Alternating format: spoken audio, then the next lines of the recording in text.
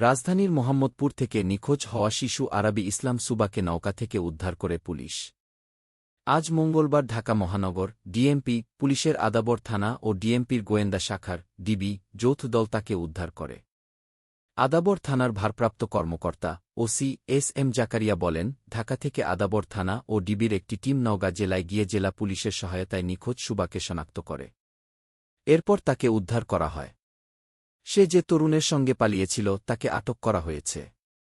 মঙ্গলবার দুপুরে নওগাঁ শহরের আরজি নৌকা মধ্যপাড়া থেকে তাকে উদ্ধার করে পুলিশ এবং র্যাব।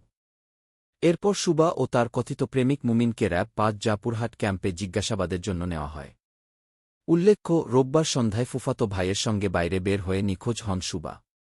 মোহাম্মদপুরে হারিয়ে যাওয়া এলাকার সিসি ক্যামেরার ফুটেজে টোকিও স্কয়ারের সামনে সুবাকে শেষবার দেখা যায়।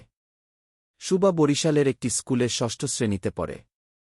ফুসফুস ক্যান্সারে আক্রান্ত মায়ের চিকিৎসার জন্য ২ মাস আগে বরিশাল থেকে পরিবারের সঙ্গে ঢাকা এসেছে সে। ২ বছর আগে টিকটকের মাধ্যমে মমিনের সঙ্গে তার পরিচয় হয়। সুবার সন্ধান চেয়ে আদাবর থানায় সাধারণ ডায়েরিও করেন তার বাবা ইমরান রাজীব।